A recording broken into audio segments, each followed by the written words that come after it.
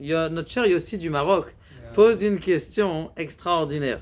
Il dit une femme qui a un mikvé vendredi soir. Et ce mikvé vendredi soir, ça la saoule, elle a les enfants, elle ne sait pas comment faire garder les enfants, son mari va à la synagogue, il y a les beaux-parents. Elle ne veut pas dire à son mari, elle dit tout simplement, au lieu de faire l'interruption de pureté vendredi après-midi, puisque ça marche comme ça. Si on fait le Hefsek Tara, c'est-à-dire la première vérification vendredi après-midi, c'est-à-dire avant la shkia, avant la tombée de la nuit, et que le lendemain aussi on fait une vérification, c'est-à-dire Shabbat matin, le mikvé sera vendredi soir. D'accord? Comme on dit, à quoi on peut aller au mikvé vendredi? En effet, on peut aller au mikvé vendredi. D'accord? Il n'y a que 2 jours dans l'année où le mikvé il est fermé. C'est Tisha B'Av et Yom Kippour. D'accord? Donc si une femme, par exemple, elle a fait son mikvé, elle a fait sa première vérification alors qu'elle est pure le mercredi d'après ça tombe Yom Kippour, elle ne pourra pas aller. Donc elle repousse à Motsae Yom Kippour, à la fin de Yom Kippour. Et donc, elle pourra aller au mikvé. Maintenant, si délibérément, cette femme, elle vient, comme tu poses la question extraordinaire, et c'est une question qui est non pas...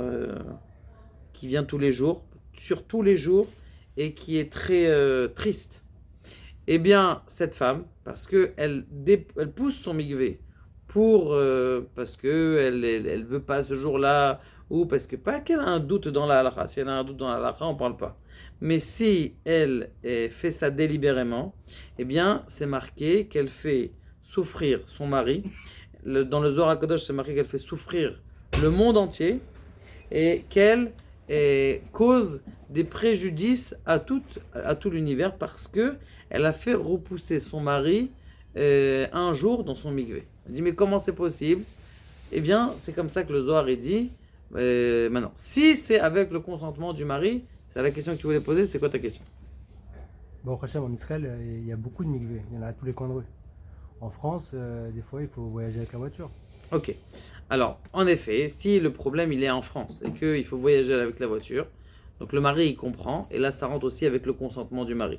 Si la femme elle va voir son mari, elle dit écoute, vraiment ça me dérange d'aller vendredi, ça me rend dans un stress pas possible, j'ai mes parents à la maison, ça fait chouma, qu'ils voient que je suis au truc agave, selon mon rave, et, qui est très, très reconnu, est une sommité en halachot, il dit qu'on n'a pas de problème à demander ou à dire à ses parents que c'est le soir du mikvé.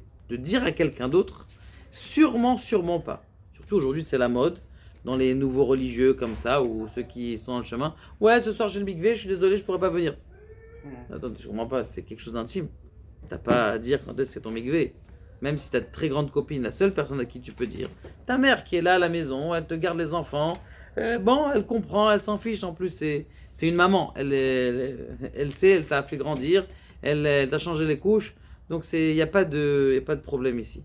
Mais si c'est quelqu'un d'autre, il faut cacher le jour de son mikvé. Donc, si c'est avec le consentement du mari et qu'on sent que, parce que des fois le mari, il dit oui, ça va, tu peux repousser, mais en vérité, déjà, lui, il est déjà en train de se poser la question, est-ce qu'il va voir la voisine ou pas? Donc il faut pas, et il te dit oui, mais en vérité, c'est un faux oui. Dans ce cas-là, il faut faire très attention et vérifier, demander toujours à son rave, parce que on ne peut pas, parce que c'est des halachot où il faut apprendre à la regarder. Je vous montre, pour connaître tout Ilchot Nida, il faut connaître les 2 livres parfaitement pour savoir répondre à une question, et ça, c'est encore que des résumés. Donc, ça veut dire que chaque question, elle a sa réponse, et chaque question, elle a son cas par cas. Donc, je vous invite sur mon numéro de téléphone, où beaucoup de rabbanim aujourd'hui sont compétents. On va, Be'ezrat Hashem, ouvrir une nouvelle ligne téléphonique de plusieurs rabbins en Israël. Et donc, vous êtes invités à poser vos questions. Vaut mieux poser une question et être clair avec la halakha que se tromper. Maintenant, si c'est en France, c'est que par exemple, cette femme, elle doit aller au mikvé très loin et revenir en voiture. Alors, il y a une possibilité. La possibilité, on a parlé d'ailleurs de ça avec Rav Kremezi et le Dayan de Toronto, parce qu'ils ont beaucoup ces problèmes là-bas. Parce que là-bas, alors, c'est quand en France, vous dites que le mikvé, il a une heure, là-bas, c'est 3/4 d'heure et 4 heures des fois pour aller au mikvé. Et donc, c'est très loin. Dans ce cas-là, ce qu'on peut faire, c'est que Le septième jour, cette femme-là, elle va au mikvé, donc vendredi, dans la journée, vers 4h, 5h, elle revient, mais elle rentre pas chez elle. Elle rentre pas chez elle. Ça veut dire quoi, elle rentre pas chez elle? Elle rentre chez elle à la maison, juste pile à l'entrée de Shabbat, alors que son mari est déjà en train de partir. Parce qu'ils n'ont pas le droit d'avoir une relation jusqu'à ce que la nuit elle tombe. Ça, c'est une koula qui, d'ailleurs, il a écrit dans un de ses livres. Et donc, ça, c'est la possibilité qu'on peut faire. Et encore une fois, poser la question à votre Rav. Baruch Adonai, la olam, madame.